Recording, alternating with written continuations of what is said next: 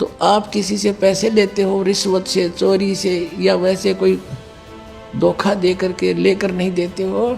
आपने एक एक पाई पाई का हिसाब देना पड़ेगा। तो हम क्यों अपने सिर में दर्द करें? क्या एक दहेज आप लोगे, किसी ने दे दिया आपके 50,000, 1 लाख, 2 लाख गणे दे देगा, क्या उससे आपका सारी आयु व्यतीत हो जाएगी? नहीं हो सकती। परमात्मा पर आधारित होजिए और इस मंत्र का जाप कीजिए, जो दास आपको देगा। आपके भाग्य में ना होगा तो भर देगा, आपकी बेटी की किस्मत को भर देगा भगवान, उसको नाम से जोड़ दीजिए। आपके पुत्र को भी आगे सुख देगा। सारी सृष्टि का पालन करता, और क्या आज हम उसी से सीधे संबंधित हो गए? क्या हमें 2 रोटी नहीं दे सकता? और हमें घृणा नहीं चाहिए। यदि मोक्ष पाना है और जन्म मृत्यु से पीछा छुटवाना है, जरा और मरण से बचना है, तो ये क्रियाएं दास जैसे बताओ ऐसे करना। जैसे हम दहेज लेते हैं, अब गरीब आदमी अपनी बेटी को पराई करने के लिए, सामने वाले उस भेड़िए का मुंह बंद करने के लिए चाहे कुछ भी करना पड़े, बेटी पराई करनी है, ऐसी समस्या उसके सामने होती है। और वो व्यस खा रहा, उसको पता नहीं, और वो दुख पाकर आत्मा मोस के कहीं से कर्जा उठाकर बेटी पराई करता है। अब हमने ये प्रतिज्ञा करनी है कि ना दहेज लेंगे, ना देंगे, चाहे ब्याह हो चाहे ना हो। और क्यों, कैसे ना होगा? वाह भाई वाह, भगवान ने संस्कार जोड़ रखे, उसने मिटा कौन देगा? वो तो जबरदस्ती होगा, ना चाहते हुए भी होगा। ये तो हम बकवाद करते हैं, सिर्फ इन पैसे वालों ने शुरू की थी, मायादारी मस्करों ने। मीडियम स्तर के गरीब व्यक्ति तो बेमतलब उस परंपरा में पीछे जाते हैं। तो हमने ये नहीं करना है, क्योंकि ये फिर हमने देना पड़ेगा अगले दिन। तो हम ये संस्कार घटाएंगे बढ़ाएंगे नहीं। यदि भक्ति करनी है, नहीं तो वे करो जो तुमने कर रहे हो, थारी मौज है। फिर भक्ति और मोक्ष की इंतजार मत करियो, मर्यादा भंग करके चलोगे तो।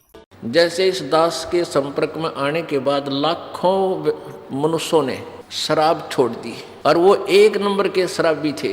घर में भी कहर तारे और गांव में बदनाम, और डेली शराब पीनी, रोज को बंद करनी। और जब उन्हें ये ज्ञान हुआ, परमात्मा की मेहर हुई, यो नाम ले लिया, उसके बाद कति ना वो छोड़ दी शराब, तम्बाकू, सुल्फा, सब बकवास छोड़ के। और फिर नाम पे इतनी स्पीड तो लाग गए, जो पैसा वो बर्बाद किया करते उसी स्पीड से फिर दान करने लगे। उनका स्वभाव है यो। तो लोग पहले तो न्यों क्या करते, यो शराब पी कर नाश करेगा, कर दिया इसने घर का नाश। और फिर इस दास की शरण में आए तो वो रोज सत्संग में आवे, क्योंकि अनमोल ज्ञान।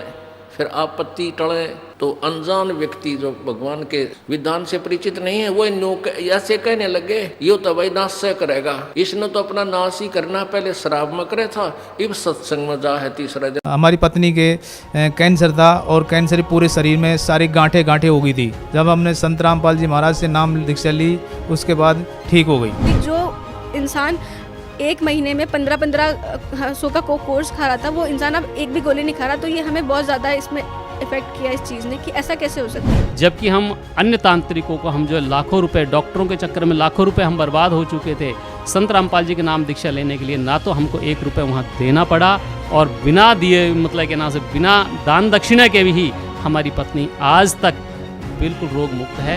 उसके बाद से उन्होंने नशा करना तो छोड़ो, अगर कोई घर पे आया और मांगे कि बीड़ी पीने के लिए हमको माचिस भी चाहिए, तो वो भी नहीं देते हैं। तो इतना ज़्यादा हमारे लाइफ में चेंजेस आया है संत रामपाल जी महाराज की वजह से। संत रामपाल जी महाराज जो एक ऑर्डिनरी ह्यूमन बीइंग जैसे कपड़े पहनते हैं, लेकिन जब उनका ज्ञान और उनकी बताई एक्सप्लेनेशन जब आप सुनेंगे, तब आपको रियलाइज़ हो जाए कि यही सच्चे संत है।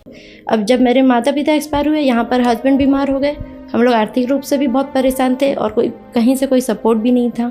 उसके बाद हस्बैंड की भी डेथ हो गई, बेसहारा हो गई, क्योंकि मेरे साथ मेरे 2 बच्चे हैं, मेरे बेटा और बेटी। संत रामपाल जी महाराज जी की शरण में बस हमने एक ही चीज़ सोची मैंने, कि अब बस परमात्मा कहाँ हो आप, अगर आप हो तो आप ही हमें संभालोगे। मुझे घर बैठे, आप यकीन नहीं करेंगे, मुझे घर बैठे पता चला कि स्पंदन सेल कुछ होता है पुलिस विभाग में, जहाँ पे हमको अपनी कंप्लेन देनी रहती है। वहाँ पे कंप्लेन दी, मेरा इतने जल्दी डीजी सर ने खुद आगे होके इतने जल्दी मेरा पूरा मामला को बहुत जल्दी, बहुत 15 दिन के अंदर मुझे सब कुछ पूरा निपटा के दिया। पेंशन भी मिली, मुझे अनुकंपा नियुक्ति मिली। आज मैं भी पुलिस विभाग में SI के उसमें पोस्ट पे काम कर रही हूँ। अनुकंपा नियुक्ति मिली है मुझे मेरे पति के स्थान पर, और आज हम लोग अपना सर उठा के अपने पैरों पे खड़े हैं, जी रहे हैं अच्छे से। संत रामपाल जी महाराज जी की दया से ये सब कुछ हुआ है, ये चमत्कार।